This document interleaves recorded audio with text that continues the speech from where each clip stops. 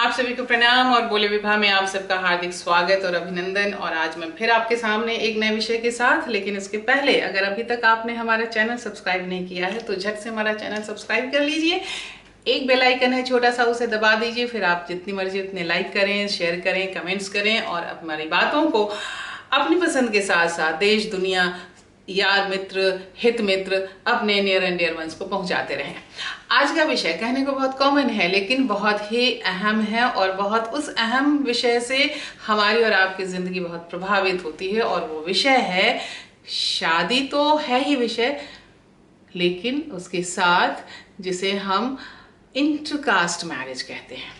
हमारी बहुत से मैंने आपसे कहा था कि आप हमें अपने मन का विषय बताएं और अगर मेरी सामर्थ्य में हुआ तो हम उस विषय पर जरूर आपसे चर्चा करेंगे और आपके मन की बात, आपके दिल की बात लोगों तक पहुंचाने की कोशिश करेंगे। शायद हो सकता है कि वो संदेश आपके उन लोगों तक पहुंच जाए जिन तक आप पहुंचाना चाहते हैं या जिन पहुंचाना चाहती हैं।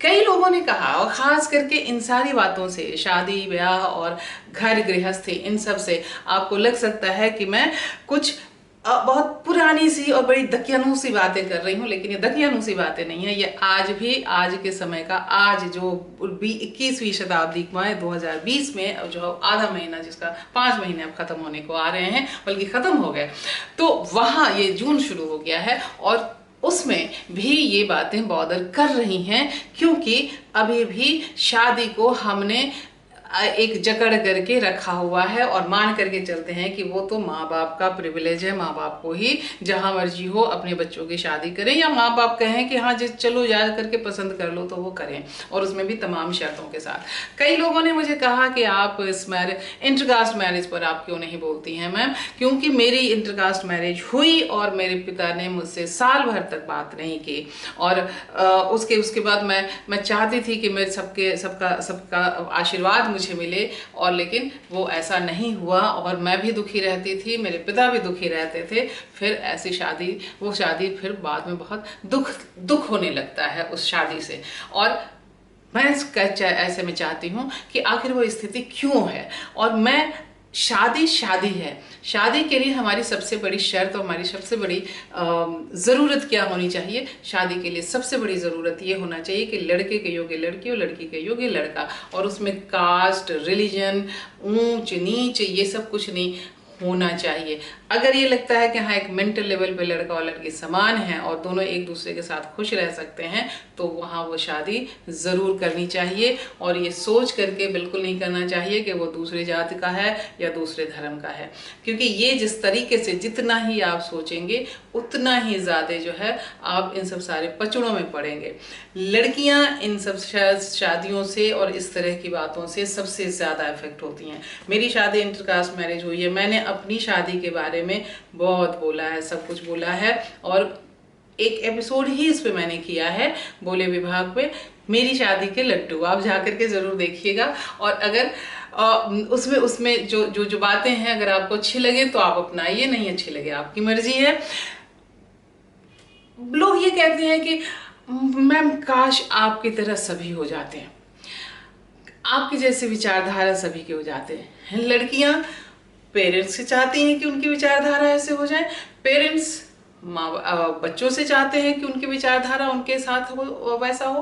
पीढ़ियों का टकराव है, पीढ़ियों का टसल है, और इस टसल में सबसे ज़्यादा जो है वो विक्टिमाइज होती हैं नो डाउटली लड़कियां। लड़के भी विक्टिमाइज होते हैं और लेकिन लड़कियां ज़्यादा होती हैं, क्योंकि लड़कियों को तो छोड़ करके आना पड़ता है, और कहीं खुदा ना खास्ता कल को कुछ हो गया तो उन्हें ना ये स्वीकार करेगा ना वो स्वीकार करेगा। बेटों को तो फिर भी वो लोग स्वीकार कर लेते हैं, लेकिन कई बार ये होता है। मेरे एक दोस्त हैं, उन्होंने बताया कि उन्होंने अपनी पसंद से शादी की और आज तक उनके पिता ने उनसे बात नहीं की है। मेरे एक दोस्त हैं, मेरे पति के दोस्त हैं, और उनकी बेटी ने जब शादी अपनी शादी की बात की तो पिता उनके इतने नाराज हुए कि वो आज तक वो नाराजगी उनकी बनी हुई है। शादी तो बच्ची की हो गई, लेकिन वो बच्ची अपने पिता के घर नहीं आ सकती, पिता उनके साथ जो है वो बात नहीं कर सकते। आखिर ऐसा क्या है, ऐसी कौन सी दुविधा है, ऐसी कौन सी चिंता है? और मैं बताऊं, मेरी एक दोस्त है, मेरी भी एक कुलीग, और उनकी बेटी, एक बेटा, एक आदर्श परिवार, दोनों पति पत्नी कमाने वाले, पैसों की कोई कमी नहीं, और खूब पति के लिए, बेटी के लिए खूब सोना खरीदती थी मेरी को लिए, खूब, खुद भी खूब पहनती थी, खुद भी खूब सोना खरीदती थी, और कहते थे मैं अपनी बेटी को सोने के कम से कम 1 किलो सोना तो मैं बेटी को दूंगी। तो हर साल वो सोना खरीदती थी, जमा करती जाती थी। संयोग की बात है, बेटी को उन्होंने खूब अच्छे से पढ़ाया लिखाया और सब कुछ, लेकिन इस बीच बेटी ने डिक्लेयर किया और जाहिर की कि मैं इस लड़के से शादी करना चाहती हूँ। वो लड़का उनकी जो तथाकथित जाति सिस्टम हमने बना रखा है वो उस जाति सिस्टम का नहीं था। अब नहीं था तो यहाँ पर अब ये बातें जो शुरू हो गई। लड़के को और लड़के के माता पिता को कोई दिक्कत नहीं थी। वे उठ करके उनके यहाँ आए कि भाई मेरा बेटा और आपकी बेटी दोनों एक दूसरे से शादी करना चाहते हैं, तो बेहतर है कि हम दोनों की शादी कर दें। इन दोनों ने लड़के के माता पिता को जलील करके बाहर निकाल दिया, कहा कि खबरदार मेरी बेटी, मैं समझ गया कि मेरी बेटी मेरे लिए मर गई है।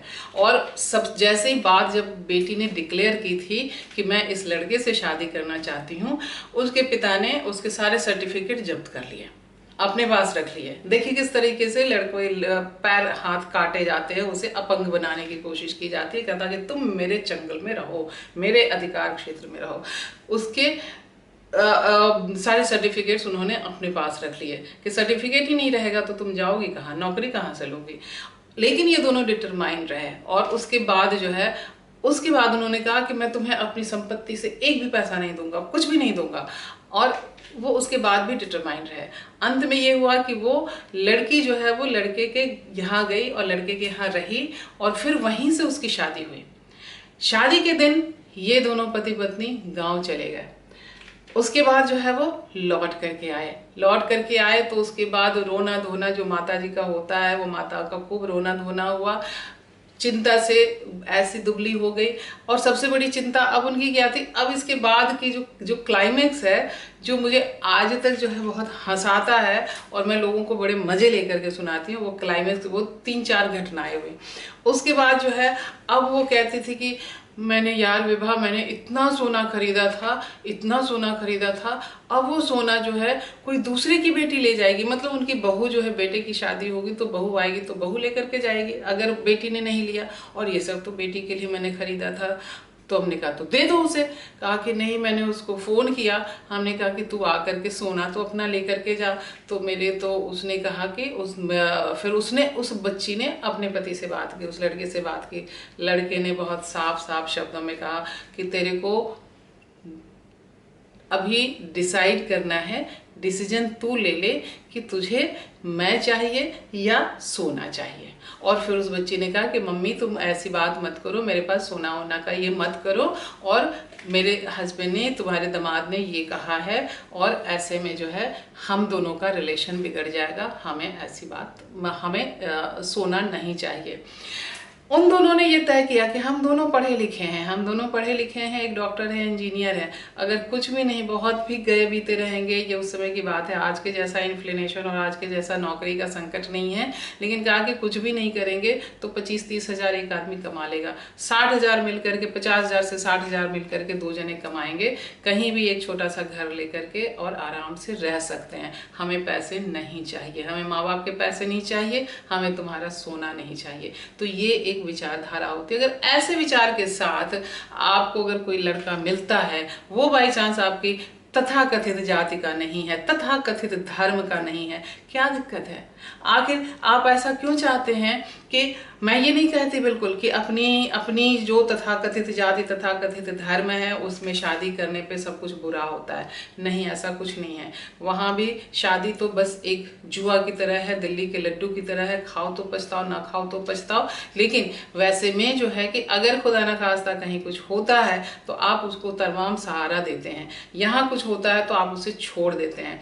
दूसरी बात कि वो उस वहाँ पे वो शादी होती है, इस बात की क्या गारंटी है कि सब कुछ सही रहेगा? लेकिन हाँ, वही सब तो तब हम तुरंत हम एक फतवा दे देते हैं। ये सब तो चलता ही रहता है, शादी में तो चलता ही रहता है। 2 बर्तन रहेंगे, 4 बर्तन एक साथ रहेगा तो ढनमन तो होता ही रहेगा, गिरता ही रहेगा। भैया ये सारी चीज़ें आपकी बिल्कुल सही है, लेकिन मेरा ये कहना ये है कि आप इंटरकास्ट मैरिज से क्यों परेशान होते हैं, आप क्यों नहीं अपने बच्चों को इजाज़त देते हैं। मेरे पास अभी एक फ़ोन आया, मैं काउंसलिंग भी चूँकि करती रहती हूँ, लेकिन कोई सर्टिफाइड काउंसलर मैं नहीं हूँ, लेकिन अपने जो एक अनुभवों से लोगों को कुछ समझा सकती हूँ और लोग समझते हैं। एक फ़ोन आया कि दीदी मैं बड़ी परेशान हूँ क्योंकि मेरे लड़के ने एक लड़की को पसंद किया है, और वो उसने कहा कि वो दोनों जो है बिल्कुल डिटरमाइंड है। अभी उनकी उम्र बहुत छोटी है, लेकिन उन्होंने ये कहा है कि हम 4 साल बाद ही सही, लेकिन हम शादी करेंगे और इसी लड़की से करेंगे।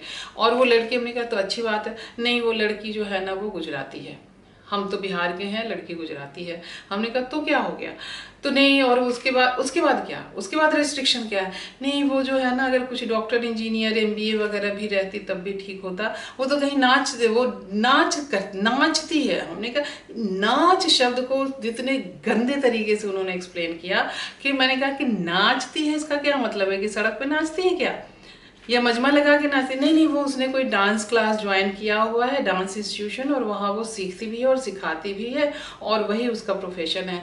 तो हमने कहा तो इसमें दिक्कत क्या है, अगर वो डांस करती है और अगर वो क्रिएटिव लाइन में है। नहीं, वो जो है ना वो हमारे यहाँ तो ये हमने तो किसी को बताया भी नहीं और हमारे यहाँ ये तो नहीं होगा। मेरे हस्बैंड तो ये कह रहे हैं कि उसने मेरे बेटे को फांस लिया है। हमने कहा ये इतने गंदे शब्द में आप कैसे बात कर रहे हैं, इतने खराब शब्द में। हमने कहा कि आप आज कह रहे हैं कि उस लड़की ने फांस लिया है, उसके माता पिता भी तो कह सकते हैं कि लड़के ने फांस लिया मेरी बेटी को। तो आपका समांग, आपका बेटा या बेटी वो बहुत बड़ा है, बहुत अच्छा है, दूसरे का बेटा या बेटी जो है बहुत खराब है।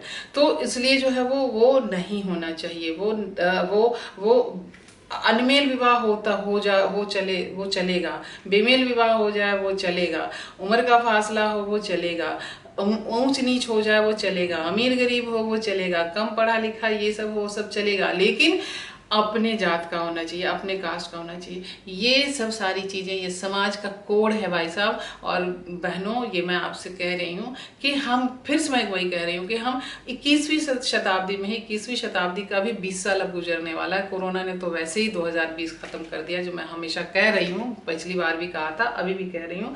तो हम आगे की सोचें। ज़िंदगी इतनी खतरनाक हो गई है, इतनी अनसर्टेन हो रही है कि कब कहाँ किसके साथ क्या हो जाए कुछ नहीं पता। ऐसे में इन सब सारी चीज़ों से वास्ता ना रखें। ज़िंदगी को आप भी अपना आसान करें, बाल बच्चों की ज़िंदगी को भी आसान करें, और अपने और मेरा ये संदेशा फिर से उन बेटियों के लिए, उन बेटों के लिए जिन्होंने ये हमें रिक्वेस्ट किया था कि मैं इंटरकास्ट मैरिज के सपोर्ट में बोलूं, तो मैं इंटरकास्ट मैरिज के सपोर्ट में मैं नहीं बोलूँगी तो कौन बोलेगा। क्योंकि मेरी एक सास ने भी कहा था, जब उनका बेटा इंटरकास्ट मैरिज कर रहा था तो कहा कि तुम उन दोनों की शादी रुकवा दो तो तुम जो कहोगी मैं दूंगी। मैंने कहा मुझे नहीं चाहिए आपका कुछ भी, वो दोनों अपनी शादी करना चाहते हैं तो अपनी शादी उनको करने दीजिए, मुझे कुछ नहीं चाहिए।